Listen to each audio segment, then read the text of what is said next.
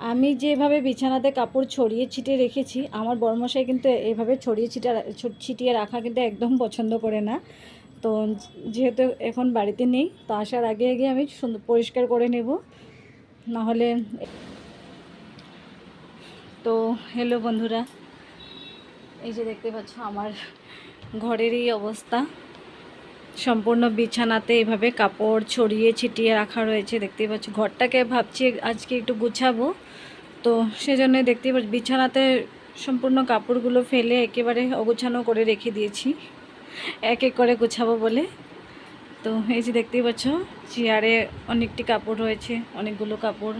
আমি যেভাবে ঘরটাকে অগুছানো করে রেখেছি, বিছানাতে এভাবে কাপড় ফেলে রেখেছি, আমার বড়মশাই কিন্তু একদম পছন্দ করে না এভাবে ছড়িয়ে ছিটিয়ে রাখা কাপড়। তো এইভাবে অগুছানো করে রাখা কিন্তু একদম পছন্দ করে না।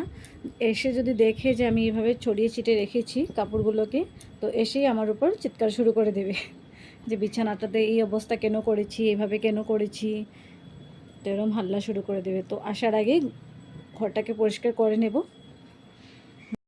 না বৃষ্টি না রৌদ্র, এরকম একটা দিন করে রেখেছে। খুব পরিমাণ বৃষ্টিও হচ্ছে না, খুব পরিমাণ রৌদ্রও হচ্ছে না, এমন একটা দিন করে রেখেছে। কিন্তু গরমটা কিন্তু খুবই লাগছে, গরমের তাপটা কিন্তু পুরো রয়েছে। এই যে দেখতেই পাচ্ছ। তো শাড়িগুলোকে এক এক করে ভাঁজ করে রাখবো। তো এইভাবে করে ভাঁজ করে রেখে দেব। এখানে দেখতে পাচ্ছি বিছানা চাদরগুলো ভাঁজ করে এভাবে বিছানাতেই রেখে দিয়েছি। এটাকে সুন্দর করে এবার রাখতে হবে। তো অনেকগুলো কাপড় ভাঁজ করার পর ফাইনালি অনেকটা পরিষ্কার করে নিয়েছি। আর এই যে দেখতে পাচ্ছ কাপড়গুলো রয়েছে, তো এইগুলো আমি আপাতত বিছানাতে রেখে দেবো, কেননা এগুলো আমি আলমারিতে ঢুকাবো, এগুলো আমি আলনাতে রাখবো না। তো যে দেখতে পাচ্ছ আলনাতে কিন্তু শাড়িগুলোকে পাট পাট করে গুছিয়ে রেখে দিচ্ছি এক এক করে, দেখতেই পাচ্ছ। বড়টাকে এভাবে গুছিয়ে রেখে দিয়েছি। তো বিছানাটার আপাতত এভাবে থাকুক বিছানাটা। চাদরটা আজ আমি চেঞ্জ করব না, ভাবছি চাদরটা খুব বেশি দিন হয়নি পাতা, আজ 2 দিন মতো হলো বিছানা চাদর। তো কাল এটাকে উঠিয়ে সুন্দর করে বিছানাটাকে চেঞ্জ করে দেব। আজ থাকুক, আজ উঠাবো না। আর এই যে আমার বড়মশাই ঘুমিয়ে ঘুমিয়ে আমার নামে নিন্দে করছে, নিন্দে নাকি ওর চোখে নেবা হয়েছে, তাই আমার মতো একটা মেয়ে পেয়েছে। এদিকে আমার বড়মশাই বাড়ি ফিরে এসে বলছে চা খাবো, তো ওর জন্য চা বসিয়ে দিয়েছি। তো চা এখানে হয়ে গেছে প্রায়, লাল চা খাবে বলছে ও।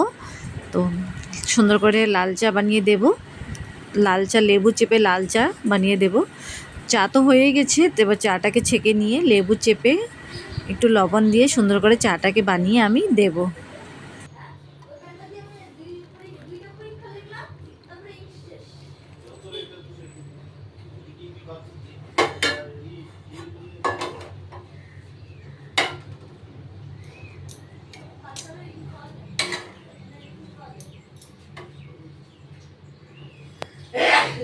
তো একটু লেবু চেপে নেব, একটু লবণ দিয়ে নেব, তারপর সুন্দর করে ঘুটে আমি এটাকে দিয়ে দেব। ব্যাস হয়ে যাবে। একটু লেবু দেব, একটু লবণ দেব, তবে চাটা খেতে।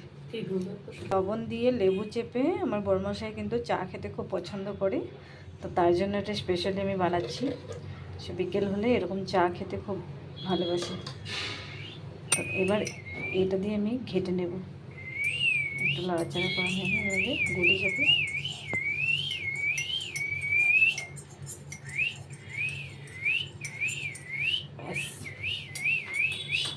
লাল দেখ দাদা, তোমার বড়মশাইকে তোমার চা রেডি।